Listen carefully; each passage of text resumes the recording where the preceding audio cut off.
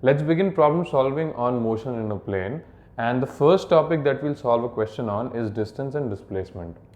So the problem here says, on an open ground, a car follows a track that turns to his left by an angle of 60 degrees after every 500 meters.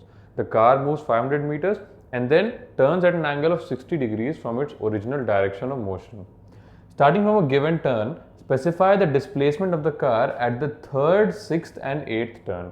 So when the car takes these turns, we have to specify the displacement of the car at those instants and compare the magnitudes of displacement with the total path length, which is also distance, covered by the car in each case. You have to compare displacement and distance traveled by the car at those junctions of third, sixth and eighth turns. So now first of all, we'll try to visualize the entire motion of the car and then we'll directly proceed on problem solving or the calculation of the numbers. Here, the problem says the car moves 500 meters first and then turns from its original direction by an angle of 60 degrees. So let's say the car starting point is here marked in green. The car moves 500 meters forward and then it has to turn 60 degrees.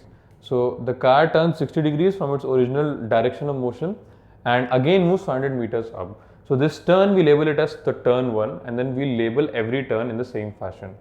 Now again the car moved all the way to here 500 meters and then again it will take a turn and this will be second turn. Once again angle 60 from the original direction of motion. Once again the motion of 500 meters and then the third turn will take place at an angle once again 60 degrees and here 500 meters. So clearly this line will be parallel to this line. You can already see where we are going towards. We are going towards a hexagon.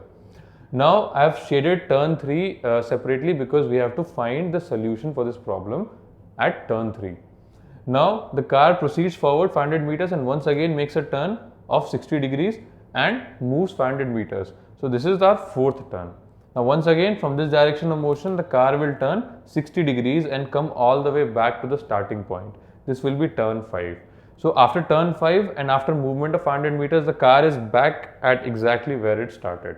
And at this point once again the car will move forward as you can see in this fashion and this is turn 6. I have shared turn 6 also because we are interested in turn 6. Now the car is here and once again the car moves forward in this direction and this becomes my turn 7. And then the car over here moves forward and the car's final position is here at turn 3 and this turn it took was turn 8. So now I have the entire picture clear in front of me. I can see everything through the diagram.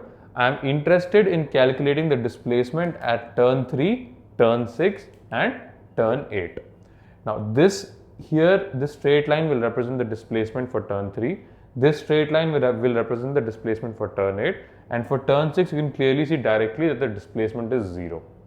The distance traveled will be something, but displacement at least at turn 6 is 0 because the object or the car in this case is back at the starting point.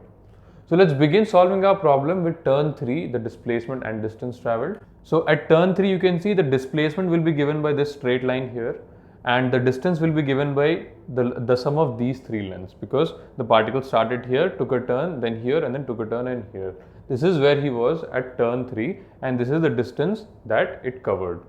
Now you can see that this red line bisects the hexagon into two halves and from the properties of regular hexagon I know that the angle of a regular hexagon is 120 degrees in total. So this line will end up making angle 60 degrees with this horizontal base. Now once I know that, I can simply drop a perpendicular from this point all the way down and this right angle triangle will be complete for me. Now in this right angle triangle I know the value of this base, I know the value of this angle and I am interested in the length of this hypotenuse. I can directly use the property of trigonometry. I can find the length of hypotenuse. So first of all, let's name this triangle as triangle ABC. So in this triangle, cos of 60 can be written as AB upon AC, base upon hypotenuse, which essentially can be written as AC cos 60 is equal to AB. Essentially, I have simply taken the hypotenuse factor from the denominator and cross multiplied it. Now here it becomes very clear that cos of 60 is simply 1 by 2. So AC into 1 by 2 is equal to AB and the value of AB is 500 meters. So this can be written as AC is equal to 2 into 500 which gives me 1000 meters. So the displacement from the starting point till the turn 3 for the car is equal to 1000 meters.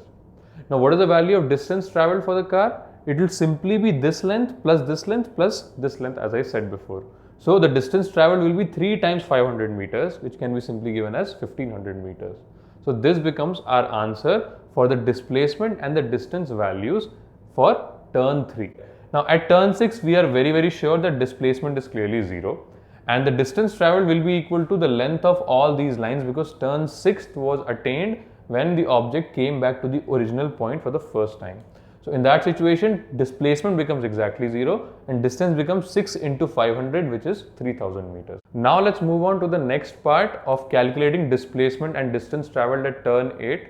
Now displacement at turn 8, which happens to be here, will be directly given as this straight line, as you can see, because displacement is the shortest line between the two paths. And the distance traveled will be once along the entire hexagon, because over here there was turn 6, then turn 7 and then turn 8. So entire hexagon's length plus this line will give me the value of distance traveled. So to calculate the length of this line, I'll be doing a small construction, essentially creating another right angle triangle so that I can apply Pythagoras theorem. So for that, this line is already extended forward. I'll drop a perpendicular from this point onto this line. So as you can see, this is the perpendicular that I dropped. Now clearly this triangle in here, the red line, the blue line and this black line creates a right angle triangle. So all I have to do is to calculate is the length of this and the length of this, so that I can apply Pythagoras theorem directly. So in this small triangle, first of all, you can see if I apply the formula for sine 60, it will be perpendicular upon hypotenuse, and the perpendicular can be written as 500 sine 60 directly, right? Because hypotenuse into sine 60. Similarly, if I apply the formula for cos 60, it will give me 500 cos 60 for the as the length of base in this small triangle. So once I found these values, directly I can see the triangle I highlighted before. I have labeled it as ABC. Now in this triangle, I know the length of AB, I know the length of BC. So I can directly use Pythagoras theorem and find the length of AC. So I use AC square is equal to AB square plus BC square, and AC comes out to be square root of the length of AB is 750, because cos 60 is half. So half into 500 is 250 plus 500 is 750. And BC is given as 250 root 3, because sine 60 is root 3 by 2. Now upon calculation, if I square them and add them, I'll get AC as 500 root 3 meters, which can be written as 866 meters. So the displacement until the turn 8, which is the length of AC, comes out to be 866 meters. That's our answer for displacement. Now for distance, like I said, we have to basically travel the entire hexagon first. That will then we'll end up at turn 6 and then this line and then this line. So we travel the length equivalent to 500 meters 8 times. So it will be 8 times 500, which comes out to be 4000 meters. This is our answer for the distance traveled until the 8th turn. I hope these ideas and the method of problem solving is very clear to you. Thank you.